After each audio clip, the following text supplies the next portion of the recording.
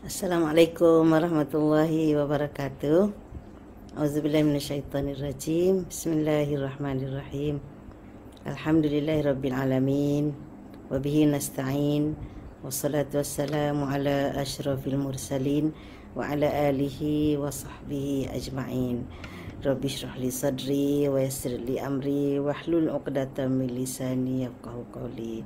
Sahabat-sahabat yang dikasihi lagi dirahmati, alhamdulillah bertemu lagi pada pagi ini dalam tazkirah balighu anni walau ayah, sampaikanlah daripadaku walaupun satu ayat. InsyaAllah hari ini kita akan pilih satu ayat daripada surah Saba, iaitu ayat yang ke-10 sebagai sambungan kepada hari-hari yang telah lepas, insya-Allah. Dalam ayat yang ke-10 ini Allah Subhanahu wa taala berfirman, auzubillahi minasyaitonirrajim, wa laqad ataina Dawuda minna fadla ya jibalu awwibi ma'ahu wat-thair wa alanna lahul hadid. Sadaqallahul azim. Apa munasabahnya Allah Subhanahu wa taala mendatangkan kisah Daud dalam ayat yang ke-10 ini? Ya, menurut ahli tafsir, dalam ayat yang ke-9 Allah Subhanahu wa taala akhiri ayat tersebut dengan firman-Nya, inna fi dzalika la ayatan likulli 'abdin munib. Iaitu apa yang telah Allah terangkan sebelum ini, terdapat tanda ayat bagi setiap hamba-Nya yang munib, maknanya yang bertaubat, yang kembali kepada Allah Subhanahu wa taala. Itu makna munib. Jadi dibawakan tentang Daud di sini kerana Daud adalah salah seorang hamba Allah yang bersifat dengan sifat munib itu. Sebagaimana firman Allah dalam surah Sad, ya, Allah berfirman, wa dhanna Dawudu annama fatannahu fastaghfara rabbahu wa kharra raki'an wa anab. Maknanya dia kembali kepada Allah Subhanahu wa taala dan bertaubat kepadanya. Maka dia dengan kembali itu, maka dia bersifat dengan sifat munib yang disebut dalam ayat yang ke-8. Itu satu. Yang keduanya, kata sebahagian ahli tafsir, kisah Daud yang dibawakan di sini juga merupakan satu daripada cara Allah Subhanahu wa taala hendak menarik perhatian orang-orang kafir supaya mereka tidak segan-segan, tidak teragak-ragak, tidak ragu-ragu untuk kembali kepada Allah Subhanahu wa taala, untuk bertaubat kepada Allah Subhanahu wa taala. Kerana Nabi Allah Daud pun pernah melakukan kesilapan. Namun beliau segera kembali kepada Allah. Ya, fastaghfara rabbahu wa kharra raki'an wa anab. Jadi Nabi Allah Daud alaihissalam seorang yang mulia pun tidak terlepas daripada tersilap, namun dia segera bertaubat dan kembali kepada Allah Subhanahu wa taala, dan Allah menerima taubatnya, dan Allah menerima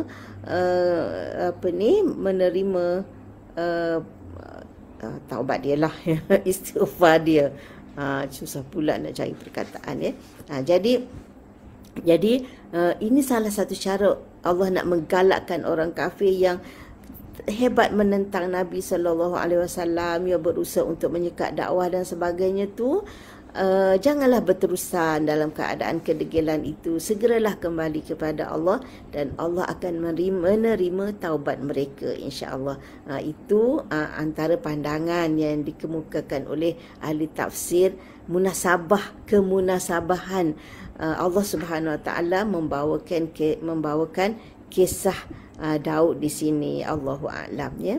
Jadi kita tengok di sini Allah Subhanahu wa taala berfirman, wa laqad ataina Dawuda minna fadla.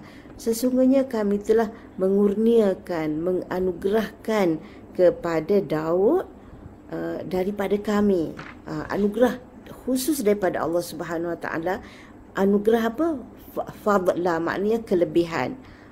Kelebihan. Allah telah beri kelebihan kepada Daud alaihi salam. Apa kelebihannya? Iaitu kelebihan yang Allah sebut di sini, iaitu Allah berfirman kepada bukit, ya jibalu, wahai bukit. Jibal, bukit bukau. Awibi ma'ahu. Awibi ma'ahu. Maksud awibi ma'ahu ni dalam Ibnu Katsir dia sebut sabbihi ma'ahu. Sabbihi ma'ahu maknanya ikutlah bertasbih bersama Daud.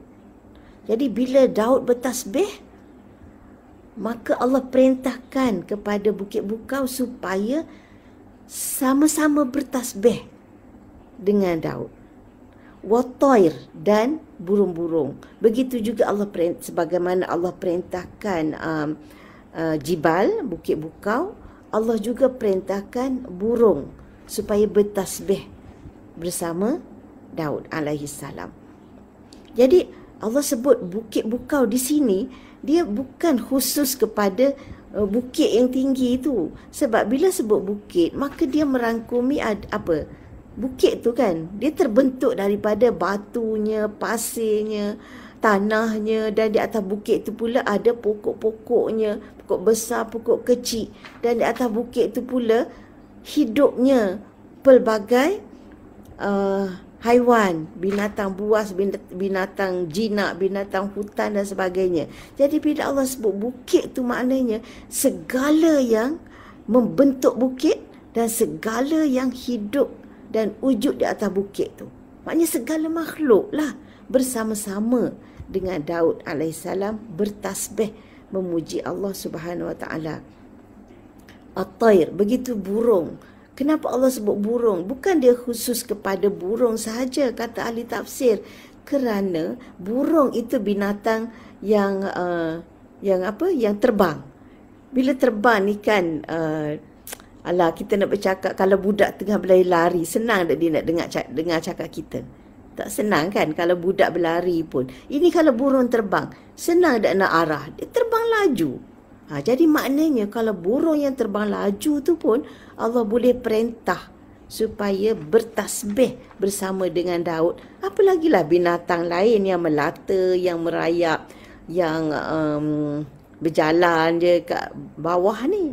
Jadi itu kata ahli tafsir, walaupun Allah sebut di sini jibal, bukit bukau, dan burung, dia tidak semestinya khusus kepada bukit itu saja. Tapi maknanya segala yang membentuk bukit dan segala yang wujud atas bukit itu. Dan dia begitu juga burung, bukan khusus kepada haiwan yang bernama burung, tapi maknanya merangkumi segala jenis haiwan supaya bertasbih bersama dengan Daud. Jadi artinya Allahu Akbar, maknanya bila Daud tu bertasbih, kata ahli tafsirnya sebab dia membaca mizmar dia. Mizmar ni dia panggil macam puisi lah, puisi yang boleh dilagu-lagukan, nasyid ke apa kan. Jadi kumpulan mizmar itu jadi zabur. Kitab dia nama Zabur. Jadi Zabur itu adalah himpunan mizmar. Mizmar ni bolehlah kita terjemahkan sebagai puisi lah, susunan kata-kata yang boleh dilagukan. Jadi Allah beri kepada Nabi Daud ni mizmar ni, kemudian dia pula mempunyai suara yang sangat merdu, sehingga apabila Daud ini melagukan mizmarnya, maka seluruh alam terkesan dengan suaranya dan ikut sama melantunkan tasbih memuji-muji Allah Subhanahu Wa Taala. Dalam satu riwayat yang sahih, Nabi SAW pernah mendengar suara Abu Musa al-Ash'ari membaca Quran di waktu malam. Suara seorang sahabat bernama Abu Musa al-Ash'ari membaca Al-Quran di waktu malam. Lalu Nabi berhenti mendengar bacaannya Nabi berhenti mendengar bacaannya. Kemudian Nabi SAW bersabda, laqad utiya hadza mizmaron mim mazamir ali Dawud. Maknanya sahabat ini telah dianugerahkan macam satu mizmar daripada mizmar keluarga Daud. Maknanya cara dia baca tu dengan merdunya, ya, seperti cara Nabi Daud alaihissalam dan keluarganya membaca mizmarnya. Jadi itu tentang mizmar, ya, ataupun jamaknya mazamir. Jadi itu satu kelebihan yang Allah beri, iaitu beri suara yang sangat merdu sehingga memberi kesan kepada semua makhluk yang mendengarnya, termasuk makhluk-makhluk yang kita panggil jamadat, ya, jamadat. Jamadat ni maknanya makhluk yang tak bernyawa, bukit, pokok, batu, pasir, semua tu, itu jamadat dipanggil, ya. Dan juga makhluk-makhluk yang hidup seperti manusia, ya, haiwan, termasuklah burung-burung dan sebagainya. Jadi segala makhluk turut terkesan dengan alunan bacaan mizmar Daud, dan seluruh makhluk bersama-sama melantunkan tasbih memuji Allah Subhanahu Wa Taala. Itu satu kelebihan, ya. Jadi ialah kalau kita bertasbih, baca Quran ke, berzikir ke, dekat pokok ke, dekat bukit ke, mereka sebenarnya ada hadis menyatakan bahawa pokok-pokok pun dia rasa bahagia apabila ada makhluk manusia yang lalu dekat dia bertasbih memuji Allah. Sebenarnya mereka juga turut bertasbih, ya, memuji Allah. Walaupun suara kita tak adalah semerdu suara Nabi Daud alaihissalam, ya. Jadi itu kelebihan pertama yang Allah beri kepada Nabi Daud. Walaqad ataina Dawuda minna fadla tu. Fadla. Dan yang kedua, wa alanna lahul hadid. Wa alanna lahul hadid, dan kami lembutkan untuknya, untuk Daud al-hadid. Maknanya ini kelebihan yang Allah beri kepada Daud sahaja, ya. Dia tak kata wa alanna al-hadid lahu, kami lembutkan besi untuknya, tetapi dia kata wa alanna lahu al-hadid, kami lembutkan untuknya al-hadid. Al-hadid ni besi. Kita semua tahu besi ni benda keras. Walaupun keras, tapi Allah Subhanahu Wa Taala beri kemudahan, keupayaan kepada manusia untuk menggunakan besi itu, membentuk besi dalam bentuk apa sahaja yang manusia kehendaki. Tetapi cara untuk melembutkan besi itu ialah dengan membakarnya, memanaskannya. Bila dah panas tu, barulah manusia boleh membentuk besi itu menurut kehendak mereka.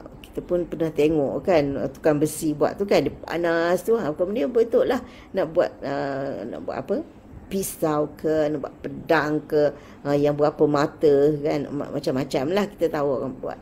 Tapi itu pun sebenarnya satu anugerah besar kan. Besi yang begitu keras tu Allah izinkan manusia menggunakannya dan tahu cara bagaimana nak melembutkan besi yang keras tu, tapi dengan perantaraan membakarnya. Tapi untuk Daud ni, khusus untuk dia tak payah pakai apa-apa. Tangan dia, dengan tangan dia, dia kata bila dia pegang besi tu boleh lembut, boleh cair ikut kehendak dia. Ada yang kata jadi macam dakwat, besi tu boleh dia nak buat macam mana. Okey, itu satu kelebihan juga yang Allah beri. Wa alanna lahul hadid, dan kami lembutkan untuknya al-hadid. Jadi maknanya dia boleh mereka cipta apa saja daripada besi dengan tangannya sendiri tanpa dicairkan, dilembutkan terlebih dahulu, ya. Jadi dengan kelebihan itu, apakah yang Daud dah cipta, ya, daripada besi ni. Jadi ini dihuraikan dalam ayat yang ke-11 insya-Allah. Tapi sempena ayat ini saya nak nak cerita tentang ada orang ada orang cadangkan doa untuk melembutkan hati yang keras. Misalnya anak kita keras hati sangat, suami kita ke, ataupun kalau bagi kawan lelaki isteri ke, keras hati, keras kepala. Jadi ada orang doa, ada orang ajar doa, Allahumma layinli. Layinli maknanya lembutkan untukku. Layinli qalbahu ataupun qalbaha. Tengoklah kalau orang yang kita nak lembutkan hatinya tu lelaki, qalbahu. Kalau yang kita nak lembutkan hati tu perempuan, qalbaha. Jadi kalau untuk isteri yang nak minta Allah lembutkan hati suami, qalbahu lah. Kalau suami yang nak minta Allah lembutkan hati isteri, qalbaha. Jadi doa dia Allahumma layinli. Layinli, lembutkan untukku qalbahu atau qalbaha, lembutkan untukku hatinya, kama sebagaimana layanta engkau lembutkan li Dawuda al-hadid, sebagaimana engkau telah lembutkan untuk Daud besi. Maknanya sebagaimana Allah Subhanahu Wa Taala berkuasa untuk melembutkan besi tu, besi yang keras tu untuk Daud, maka tak mustahil Allah berkuasa untuk melembutkan hati orang yang keras kepada kita. Hati suami kita keras macam mana pun, hati suami kita ada lagi benda lebih keras yang Allah dah boleh lembutkan untuk Daud. Jadi itu maknanya Allahumma layinli qalbahu. Ya Allah, lembutkan untukku hatinya, kama sebagaimana layanta, sebagaimana engkau telah lembutkan li Dawuda al-hadid, untuk Daud besi. Jadi saya pun sebenarnya tak tahu sumber doa ni. Saya pernah diajar dulu-dulu dan kalau orang tanya bagaimana nak lembutkan hati orang, saya pun sarankan doa ni lah ya. Jadi sahabat-sahabat bolehlah belajar ya, dan bolehlah cadangkan kepada sesiapa yang berhadapan dengan masalah orang yang hati keras ni ya, bos ke kan, ataupun kita jadi bos, ada pekerja kita ke yang degil sangat ya. Jadi mana kita doalah macam ni, tak salah insya-Allah kan. Sebab kita yakin Allah Subhanahu Wa Taala Maha Kuasa. Besi macam tu pun Allah boleh beri kepada Daud supaya dia lembut di tangannya. Jadi tak mustahil Allah kabulkan doa kita. Hati manusia yang keras itu insya-Allah Allah akan lembutkan. Okey, jadi itu antara pengajaran yang kita dapat ambil daripada ayat yang ke-10 surah Saba. Jadi kita akan sambung apakah kerja yang Nabi Daud telah buat dengan besi yang Allah izinkan lembut di tangannya itu. InsyaAllah kita akan sambung ayat yang ke-11 dengan izinnya. Jadi sekian dulu untuk hari ini. Wassalamualaikum warahmatullahi wabarakatuh.